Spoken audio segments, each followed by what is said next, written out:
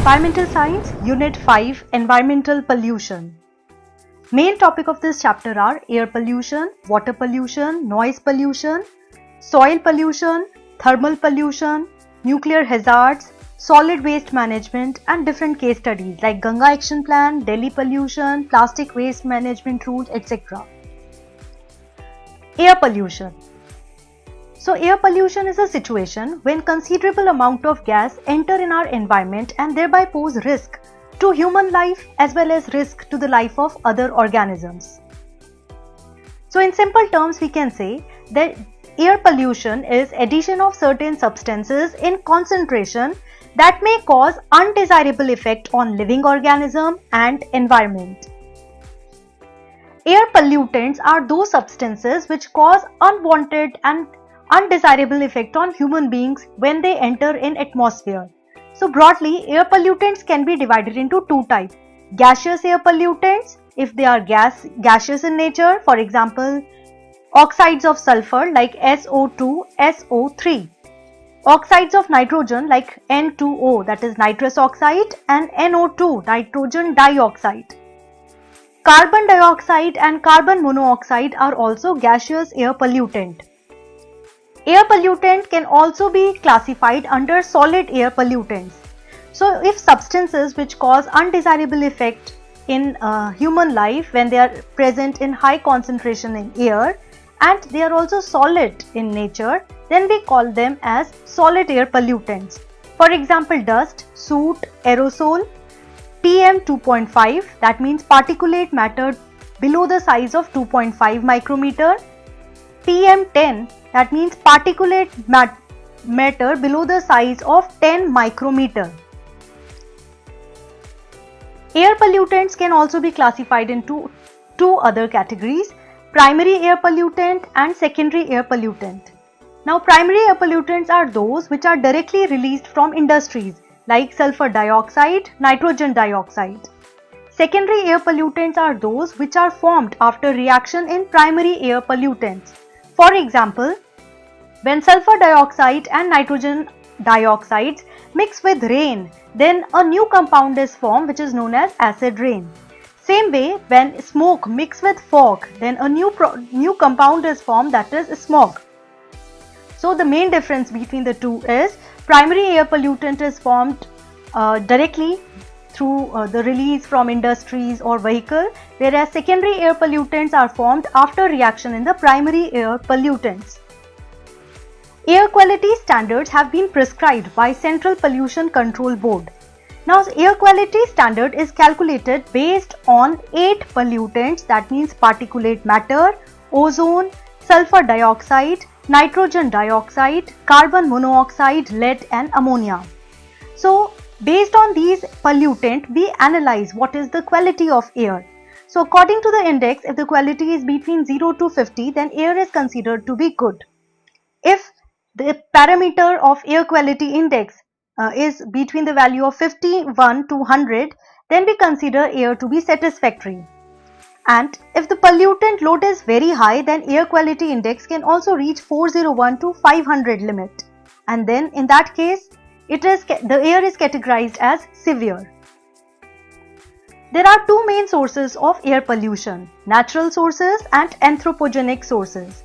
Natural sources include volcanic eruptions, forest fire, pollen, etc.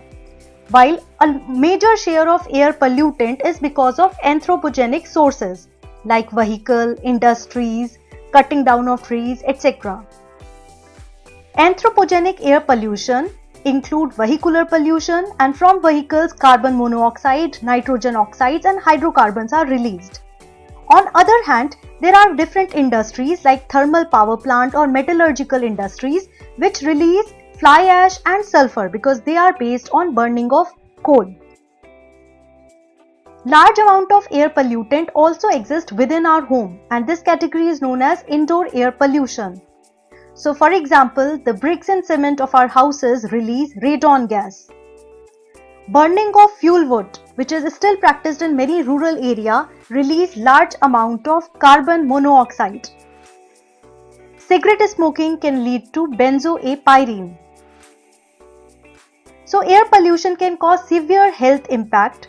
Our respiratory system has a capability to filter large particles through our nose and mucus, but there are still gaseous pollutants and small particles which can go very deep inside our lungs. And then a person may suffer from respiratory disorders like cancer, asthma, bronchitis and emphysema. So there is a possibility of lung cancer, there is a possibility in difficulty of breathing, and sometimes even the fine branches of lungs may block, and this situation is known as bronchitis. Moreover, these pollutants can also affect air sac, which are the fine small sacs, and they are responsible for trapping oxygen, and then oxygen is transported to different other parts of our body. So these air sac may swell and may get irritated, and this condition is known as emphysema. So there is a possibility of all kind of respiratory diseases because of air pollutants.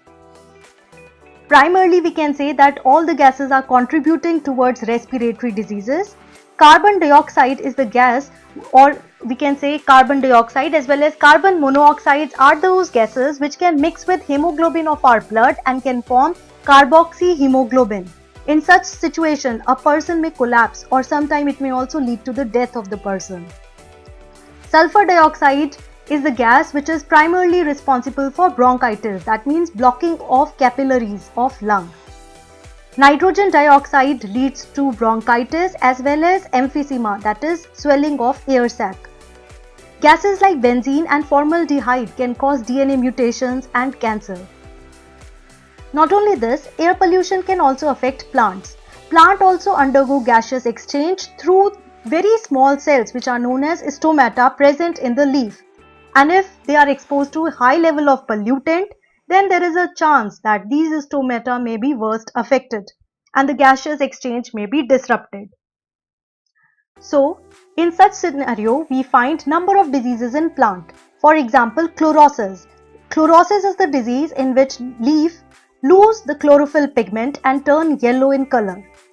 Necrosis is the disease in which the leaves develop tissues which are totally dead. So black spots are formed on the surface of leaf. Epinasty is rolling down or curling of leaf in presence of high pollutants. Air pollution can also impact aquatic life because these air pollutants can mix with rainwater and can come down in lakes or river. In that scenario, fishes and other aquatic animals may also die. Air pollutants also cause impact on material. For example, our Taj Mahal had turned yellow in color because of acid rain. Apart from this, sulfur dioxide affects fabric, metal, paint. Ozone can cause cracking of rubber. Oxides of nitrogen can affect cotton and rayon fibers. We can control air pollution to a certain extent by following these measures. First, we need to do environment impact assessment. Environment impact assessment is the method by which we analyze impact of a possible project like industry, mining, etc. on environment. So before any project is given approval, they all are screened on the grounds of environment. And if government feels that there will be high amount of pollution or high amount of negative impact on environment because of a project, then they simply reject such projects. So EIA should be done accurately and they should be implemented correctly at all levels. Second, since coal release high amount of fly ash in the environment, therefore we should try to use low sulfur coal. We can also control industrial pollution by using technology. For example, we can use cyclone separator. Cyclone separator is the equipment in which we pass dirty air and rotate it at a very high speed. With this, heavy particles like dust, they settle down at the bottom and clean air is collected from the other side. Apart from cyclone separators, there are number of other technological devices. For example, electrostatic precipitator. In electrostatic precipitator, dirty air is passed from one side and the dust particles, they are attracted to these electrically charged rods. After trapping of all the dust particles, the pure air can be collected from the other end. Apart from technology, we need to control vehicular pollution, and this can be done by regular pollution check. We need to use fuel efficient engine in the vehicle. We need to promote public transport in order to control air pollution. And lastly, we need to plant more trees. We can also reduce air pollution by shifting towards the renewable energy sources like solar energy, wind energy, etc. Case study number 1 related to air pollution is Bhopal disaster. On 2nd to 3rd December 1984, one of the worst industrial disaster happened in our country, and this is very well known as Bhopal gas disaster. So in Madhya Pradesh, right in the center, there is Bhopal city, and in Bhopal city, Union Carbide Corporation, a multinational company responsible for pesticide synthesis, opened its subsidiary branch with the name UCIL, that is Union Carbide India Limited. And this branch was involved in production of pesticides like LD-Carb and Sevin. So the pesticides were produced by using methyl isocyanate. On the date of 2nd to 3rd December 1984, methyl isocyanate came in contact with water and released large amount of toxic fume, which affected number of people. In fact, according to the survey of 1984, 3,000 people lost their lives and 30,000 people were physically injured, and many other developed diseases and crippling disorders, eye diseases, etc. So this is the case that air pollution can lead to even worse disasters. Not only this, in this case, it's very difficult and the legal battle was very complex, and the people or the victim who were affected because of Bhopal gas disaster, they are still waiting for the justice to be delivered. Second case study is related to Delhi air pollution. Delhi city witnessed air pollution, and large amount of smog generally is present during the winter time period. So the amount of pollution load expands and it increases to a very high level, especially during winters. The reason why Delhi is so polluted in winter is because of northwesterly winds. So due to northwesterly winds, pollutants even from Afghanistan and Pakistan enter in Delhi city. Secondly, in winters, the speed of wind is very low, and therefore the dispersal of pollutant is not that much. Moreover, winter is the time period when farmers of the neighboring states like Punjab and Haryana burn their farm residues like paddy stubble. So 17 to 26% of pollutant from neighboring states enter in our city during winter time period. Vehicular pollution is another problem in Delhi, and 20% of PM 2.5 is released due to vehicular pollution. Dust pollution contribute to 56% of PM 10.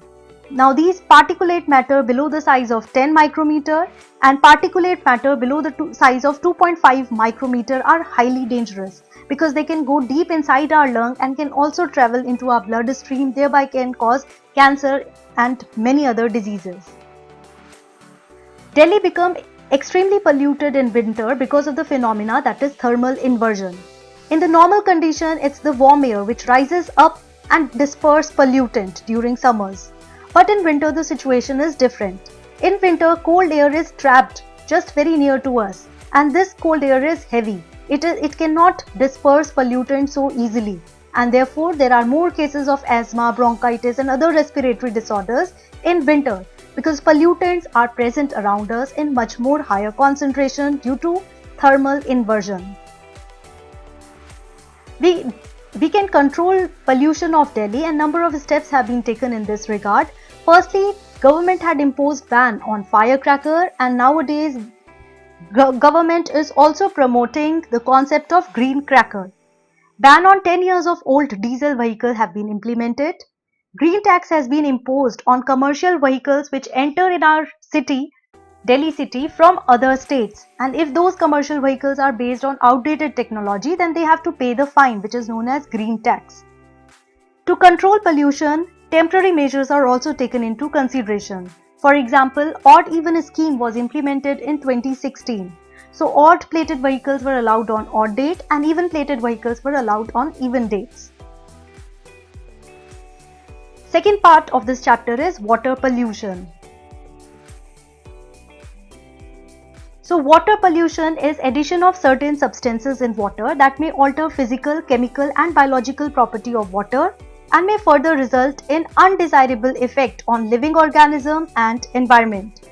So whenever water has such chemicals in it which can change the property of water and can pose threat to the living organism, that situation is known as water pollution. There are two sources of water pollution: point source and non-point source. Point source are easy to trace because we know the point from where the water is becoming polluted. However, non-point sources are very difficult to be traced because in non-point source there are multiple sources involved in polluting river resource.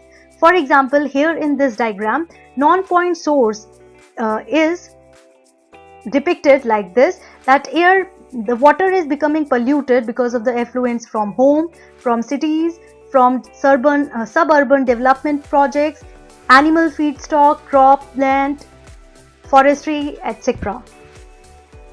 Water pollution can also be classified in two ways. If water of ground is polluted, that means underground water resource is polluted, then we call it as groundwater pollution. If surface water like river is polluted, then we call it as surface water pollution. Groundwater pollution is caused by industrial effluents, mining, dumping of garbage, etc. Surface water pollution is caused by sewage, industrial effluents, synthetic detergent, agrochemical, oil, waste heat. Waste heat means when any industry discharge water at very high temperature. So all these factors are responsible for water pollution. Water pollution can have number of effects, and the first effect is less dissolved oxygen. So wherever water is polluted, amount of oxygen dissolved in water will go down, and in that case the high pollutant present in water along with less dissolved oxygen will pose threat to aquatic life. So dissolved oxygen is the amount of oxygen present in water at given temperature and atmospheric pressure. So in healthy water, the DO, that is dissolved oxygen, is high. In unhealthy water, dissolved oxygen is low. So less oxygen and high pollutant can lead to death of aquatic species. Water pollution can also create a serious effect, that is increase in pathogen. So sewage, discharge or domestic waste can increase the number of virus and bacteria present in water, and thereby if it is consumed by human beings, then people may be affected by cholera, dysentery, typhoid and jaundice. Third effect of water pollution is eutrophication. So when excessive amount of agrochemicals like fertilizer and pesticide enter in water body, then those chemicals act as a source of nutrients for algae, and thereby entire water body may get covered with algal growth. And if algae is more, then the inner aquatic species like fish will definitely die. Fourth effect of water pollution is on biological oxygen demand. So biological oxygen demand is the amount of oxygen which is required by bacteria to break organic waste into simpler form. So more the polluted water means more organic waste present in it, and in that case bacteria will require more oxygen to degrade organic waste. So BOD will increase. So polluted water has more biological oxygen demand, and generally it leads to death of species because insufficient breaking down of organic waste can affect the life cycle of many other living forms. Next effect is on biomagnification. So biomagnification is a process by which chemical increase in concentration through food chain. So we know all animals are interrelated. So even water pollutants, if they enter in water, then those pollutants are not isolated. Even we or as a human beings may get affected because of such water pollutants. For example, the amount of water may have a very low amount of DDT, but gradually it increase and magnify in aquatic food chain through zooplankton, minnow and needlefish, and finally when these fish are consumed by birds, then the amount of DDT in bird was observed to be very high, that means around 10 ppm. And in that case, generally birds are unable to survive, and whenever they reproduce, their eggs become very weak and eggshell is very weak, and therefore entire life cycle of bird gets affected. Another example of biomagnification is Minamata disease. So on the coastal area of Japan, there is a Minamata Bay. For a long period of time, factories were discharging their industrial effluents directly in this Minamata Bay. As a result of this, the area, that means water body Minamata Bay, become extremely polluted. Then many of the fishes which consume those toxic amount of chemicals, especially rich in mercury, then these fishes were also contaminated. Gradually, these fishes were consumed by human beings, and human beings were severely affected with a disease which is known as Minamata disease. So this is also a classic example that chemicals which are present in water can end up in human beings through food chain, and they can magnify in fact through food chain. Second example of biomagnification is Itai disease. This disease also happened in Japan. So in Japan, farmers of Japan unknowingly used toxic industrial effluent for irrigating their crop field, and when these crop, that means paddy, was consumed by human beings, then the amount of cadmium was very high. So this cadmium toxicity resulted in crippling disorder in many human beings, and this disease is known as Itai disease. So Itai disease is basically due to cadmium poisoning as a result of contaminated water used in irrigation. Water pollution can also affect baby. So nitrate, if it is high in water, then it may lead to blue baby syndrome. So the color of baby turn blue because the oxygen supply in hemoglobin considerably gets reduced due to the presence of nitrates. Excessive amount of fluorine can also result in discoloration of teeth, and this disease is known as fluorosis.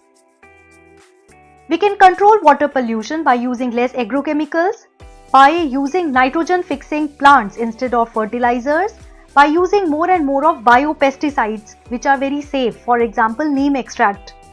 And we can reduce water pollution by planting more trees. We can also treat water. The water which is already contaminated can be made purified by using certain technical device. So these days all industries need to have these water treatment plant in their premises. So in this water treatment plant, dirty water is first screened through filters in order to remove solid waste. Then later on, in the great chamber, water is rotated at very high speed so that dust particles, sand, etc. settle down and clean water can be collected on the top. So this water, which appears to be clean, might be having lot of other organic waste. So this primary clarifier is then passed to the secondary treatment. So the water collected from primary treatment is subjected to aeration tank.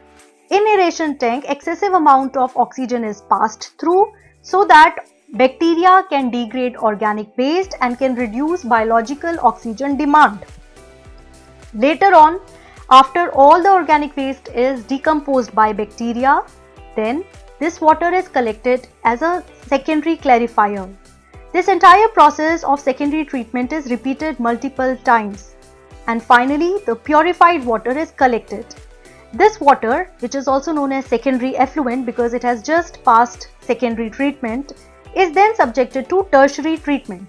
In tertiary treatment, chlorine, ozone, UV radiations are given to the water so that any amount of impurity or bacteria may be removed. Case study number 1 related to water pollution. Arsenic pollution in Bengal and Bangladesh. So in many places of Bengal and Bangladesh, arsenic contamination was observed. There were areas which were moderately affected and there were also areas which were severely affected. In this arsenic pollution, it has been observed that all the people who have consumed contaminated water in Bengal and Bangladesh developed black spots on their body, and there were also tumor-like outgrowth in their body. So this disease affected person's health, as well as there were social issues related to people. When people developed all these spots, then they were quite isolated from the society. Many ladies were unable to get married after developing these diseases. So it was linked that arsenic pollution was more in the districts like Murshidabad, 24 North Pargana, etc. Later on, it was realized that some amount of water collected through tube well was contaminated. Later on, these tube wells were marked with a red color in order to make everyone aware that here in this tube well, contaminated water is coming out. Some people also believed that this arsenic pollution was because of using contaminated water for irrigation of paddy crop. Case study number 2. Ganga Action Plan. Ganga is a river which flows from Uttarakhand, Uttar Pradesh and then finally goes into Bay of Bengal. So on its course, it gets extremely polluted in the place like Kanpur, Varanasi, etc. So Ganga Action Plan was developed in order to clean Ganga. So we all know that Ganga is extremely polluted because of sewage, high sediment load, more and more industrial discharge, cremation or burning of dead body on the bank of river, agrochemicals. So all these are pollutants which pollute Ganga river. So in 1985, Ministry of Environment and Forest started Ganga Action Plan to control and improve the water quality of Ganga. So the main objective of Ganga Action Plan are: first, to do all-round environmental improvement; second, to install sewage treatment plant unit; third, to provide basic sewage treatment, and also to use production of energy, and to use any kind of sewage and material present in toxic level in the form of manure, or to do some kind of pisciculture, aquaculture and irrigated treated water. Fourth point is related to economic benefits to local people. So it was decided that Ganga will be made clean, and all around Ganga there will be local people who can earn economic benefit by recreation and other sports activity. In 2014, Namami Gange project was launched, and it was basically an integrated conservation mission, and there were two objectives. First objective was to reduce pollution, conservation, and secondly to rejuvenate national river, that is Ganga. The main idea behind this program is to develop sewage treatment plant, to have river surface cleaning, to improve water quality and to have more and more biodiversity, afforestation and public awareness. Thermal pollution. Whenever plants like nuclear plant, thermal power plant, they use cold water in their industrial area to keep their machines functional. In that scenario, large amount of heat is trapped in their water. So when these industries discharge hot water directly in river water body, then that kind of pollution is known as thermal pollution. So thermal pollution basically means addition of water at very high temperature in river or any other water stream, which can pose severe threat to aquatic life, is thermal pollution. So in that case, if water at high temperature is discharged directly in river, then it will impact the dissolved oxygen. So in that case, dissolved oxygen will become less. Toxicity of any chemical which is already present in river water body will be more toxic, or we can say toxicity will increase. Third point is that addition of hot water can change composition of flora and fauna. So temperature sensitive species may get wiped out, and totally there will be a change in plants and animals. Next point is that at high temperature, every species undergo high metabolic rate, and in the scenario when there is high metabolic rate and less oxygen, then aquatic species will be affected, and sometimes it may lead to their death. So it may lead to the death of fish and may also affect fish migration in water. We can control thermal pollution by using following devices. First, cooling pond. In cooling pond, hot water is kept for a short period of time in a pond, and once the heat is lost to the environment, then it is allowed to be discharged in river. Second is spray pond. Spray pond is another technique by which we can reduce the water temperature and then we can discharge the water in river. So in this case, Hot water is made to pass through multiple fountains. So the nozzle of the fountain release hot water, and gradually this method helps in reduction of temperature. So cool water is collected and it is discharged in river. Thermal pollution can also be controlled by using wet cooling tower and dry cooling tower. In wet cooling tower, we pass hot water in the chamber. Cool air is passed from the bottom. So as soon as hot water is sprinkled from the top, cool air will make the temperature to go down. So then water temperature will lower down and cool water is collected from this end. In dry cooling tower, we have hot water which is made to pass through pipeline system. So both the tower differ in one basic thing. First, in wet cooling tower, hot water is sprinkled from the top, but in dry cooling tower, we have sophisticated pipelines through which hot water is made to pass. So hot water is passed through pipeline and cool air is passed from the bottom.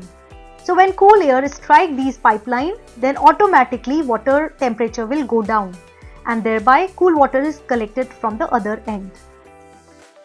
Soil pollution. Soil can be polluted through number of ways. So domestic waste, industrial waste, agricultural waste, animal excreta, radioactive substances, they are all the reason behind soil pollution.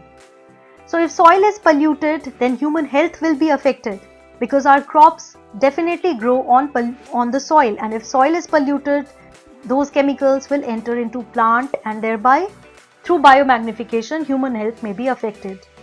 Secondly, high level of pollutant also damage soil fertility and thereby soil lose its productivity. Polluted soil also affect the number of bacteria and plants present in it. So soil flora and fauna will also be affected. Soil pollution can also lead to eutrophication. So sometimes the chemicals which are added to soil, for example fertilizers or pesticide, they can get washed away with rain and may join nearby water stream. So nearby water stream may get overfilled with these chemicals and may proliferate the growth of algae. And if algae will be more, then inner aquatic organisms will die because there will be shortage of supply of sunlight as well as oxygen. Next point is that soil pollution can also lead to biomagnification, which means that chemicals like radioactive substance, if present in soil, can also magnify through food chain. So these substances may enter into plant, and through plant they may go into herbivore, then carnivore, and even they may reach us. We can control soil pollution by using effluents properly. So effluents should be discharged only after treatment process.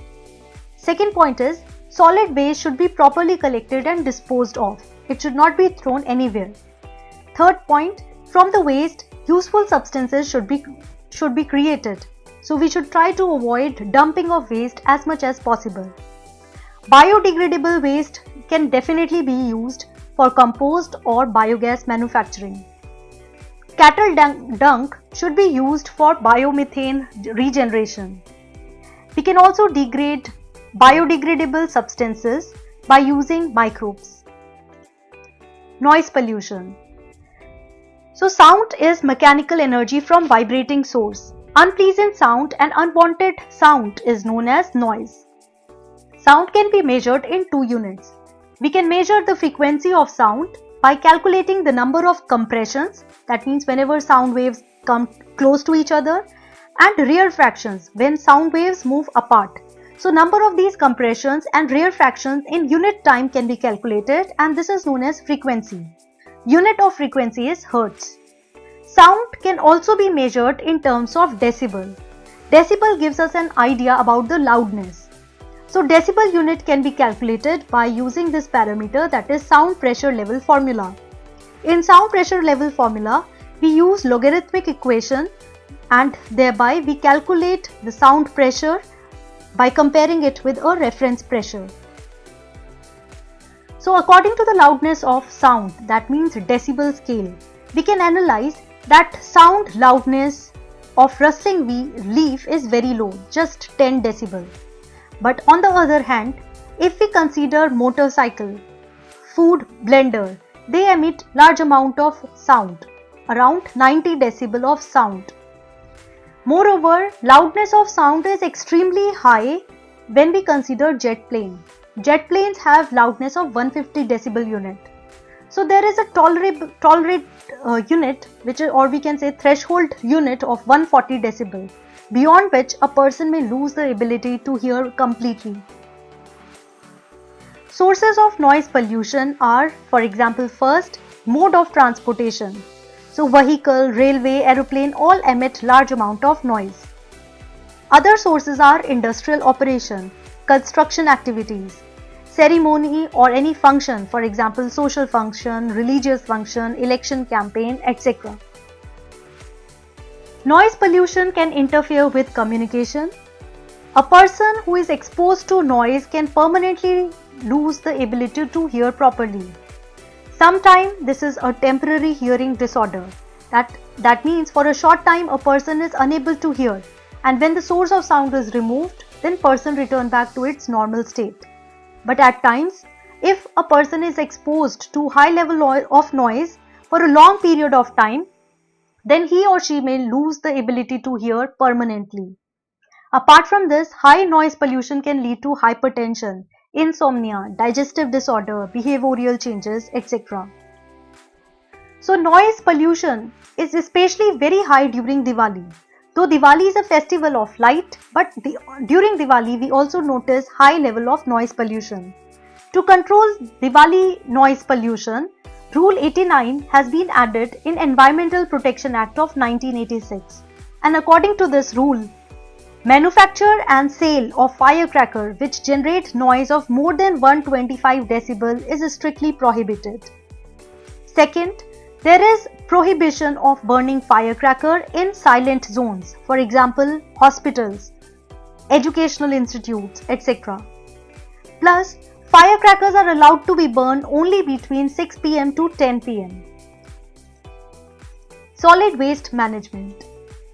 We have number of types of solid waste. For example, domestic waste, industrial waste, for example, chemical, acid, alkali, bottles, etc.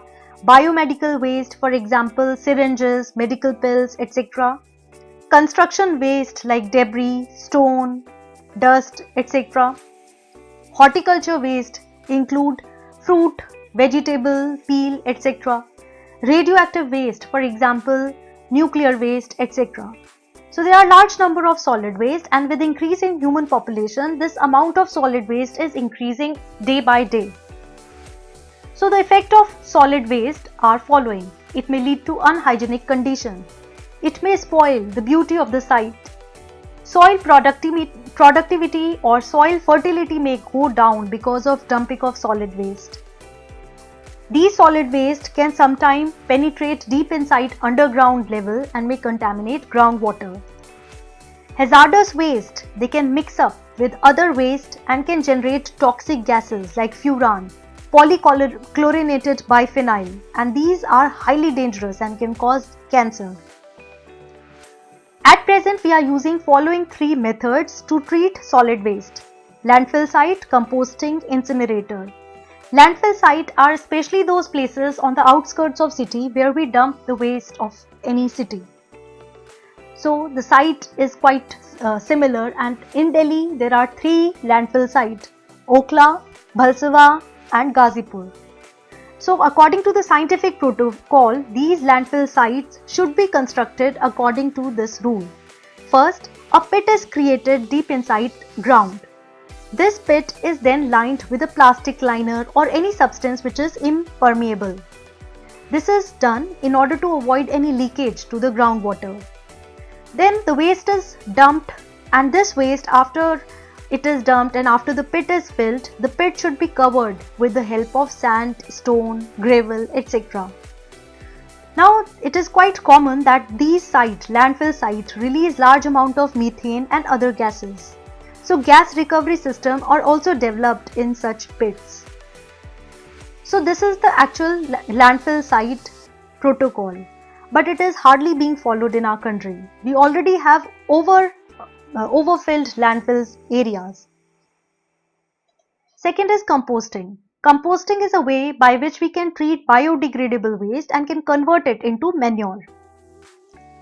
Third is incinerator. Incinerator means a chamber or furnace in which we burn waste so that the volume of waste can be reduced. So we have these three methods, but all these three have limitations. For example, landfill sites are overfilled with garbage and we don't have enough space to be created as landfill site. Moreover, the condition of landfill site is extremely unpleasant, unhygienic, and groundwater is probably already polluted. Composting has a limitation that it can be done only for biodegradable waste. And in incinerator, the limitation is that when we burn the waste, large amount of toxic gases are released. For example, furan, dioxin, and large amount of fly ash is also released. So workers who are working in incinerator plant are subjected to high level of pollution load and may develop respiratory disorders. Therefore, the best practice is to reduce, reuse and recycle the waste as much as possible. Case study number 1. Love Canal tragedy. Love Canal was the site which was proposed by William Love in the area of New York. So in Love Canal tragedy, Love Canal was a canal which was partially constructed, and the plan was to interconnect Niagara Falls with Lake Ontario in order to have better water supply. But when this proposal was put forward, then all the financiers and people who were involved in financing this canal became bankrupt due to financial constraint and economic depression going on at that time in America. So basically this Love Canal was never completely constructed. So the site was sold by William Love to Hooker Chemical Plastic Corporation, and for a long period of time this chemical corporation was dumping its waste. So from 1942 to 1953, Hooker Chemical used this site for dumping its waste. And later on in 1953, what Hooker Chemical did, they covered this site with clay, sand, stone, etc. and then sold it to the Board of Elementary Education. So the site where chemicals were dumped continuously for 10 years was then sold to Board of Elementary Education in order to construct schools. So yes, schools were built on the same site. But then in 1976, many residents of that area started complaining about foul smell. Children who were playing in the school, they also developed severe chemical burns. So it was clear that there was leaking of chemicals into sewer, basement of home and school playground. About 26 toxic organic compounds were identified. Later on, Love Canal site was basically covered with clay and leaking waste was also treated by some technical devices, and all the families were shifted to new site. So many people were relocated after Love Canal tragedy. Case study number 2 is related to Plastic Waste Management Rule 2016.